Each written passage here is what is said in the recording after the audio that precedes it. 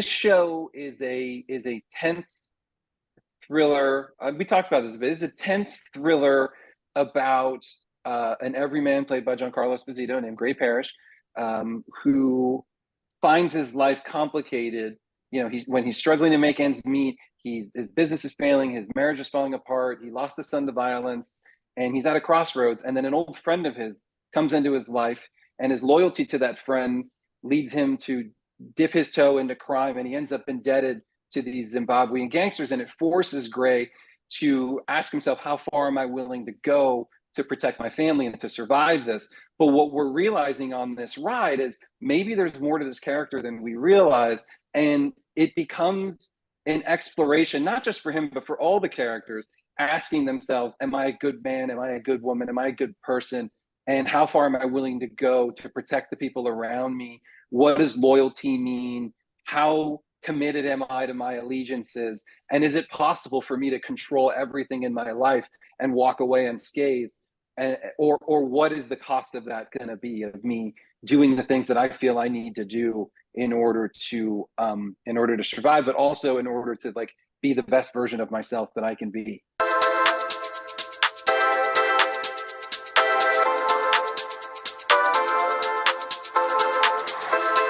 How do the characters' diverse backgrounds and perspectives contribute to the story's richness and depth?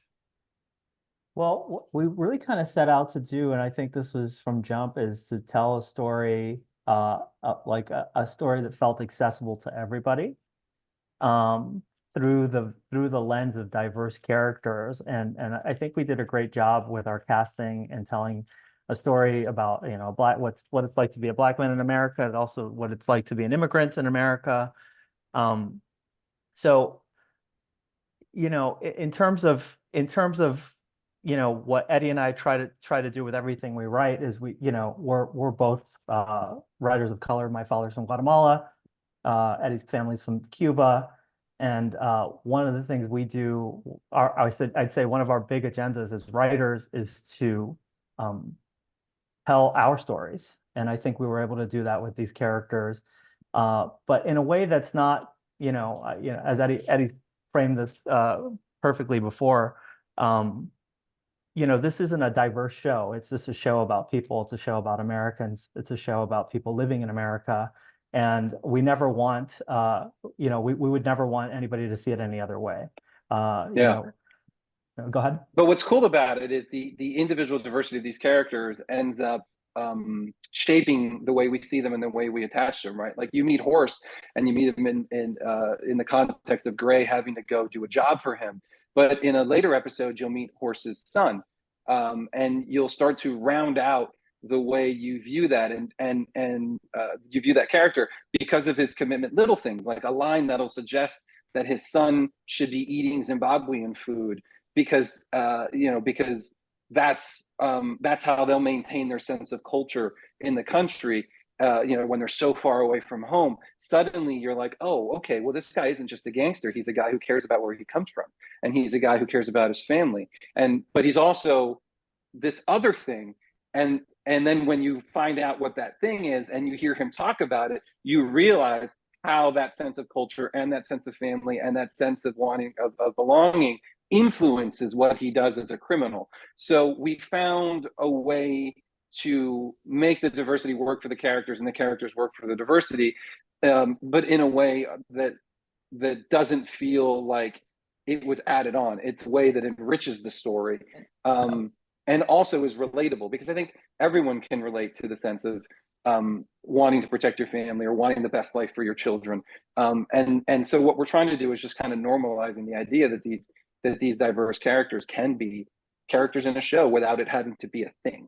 Yeah, and we do that with themes of fatherhood too, which is crucial to that first season. And you have these two characters, the Horse and Gray, sort of, even though they're at odds with each other, they have this kind of common thing between them, that they're both people who care deeply about their family, which is, again, a very human story.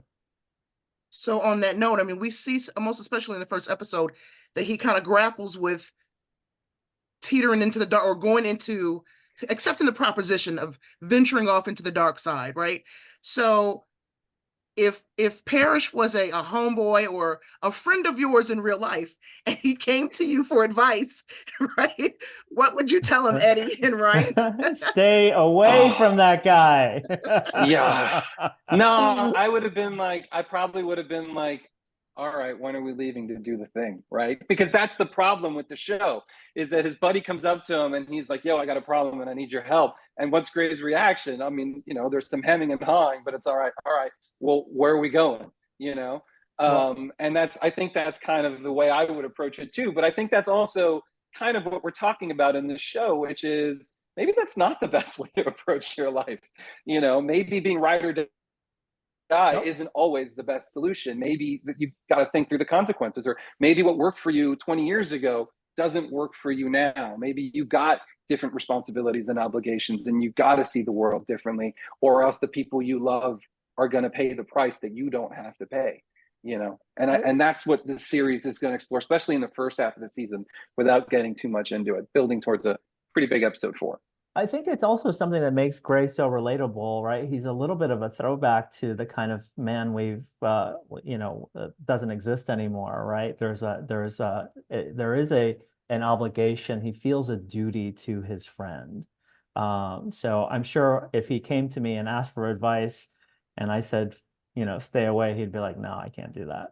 On that note, what was it like collaborating with Mr. Esposito, and how did his involvement influence the production process? Oh my gosh, that's the best. Where do we even start? I mean, Giancarlo wasn't just number one on the call sheet. Giancarlo was an executive producer. Giancarlo was the point guard of this show. Giancarlo was the talisman. He's the Parish in Parish. He's everything for this, and what he did was he brought, 40 years of experience to this, and a Rolodex with all kinds of names and friends that he knew. And he became the bright light that we all sort of let shine and lead the way. He was when he was on set, he brought it, he elevated everyone's game. When he wasn't shooting, he came to set to make sure everyone knew that he was there to answer questions, to help younger actors develop. As the showrunners of the show, he was instrumental to us. His confidence in us was great, and just having to be able to pick his brain and just have an open line of communication and be like, gee, what do you think about this? And he'd be like, you know what? I'm going to tell you a little bit about my life. And he'd be generous with his experiences. And then he would pour them into the character. And then we would just be chasing that, being like, yeah, like, can we go there? He'd be like, please, let's just leave it all out there.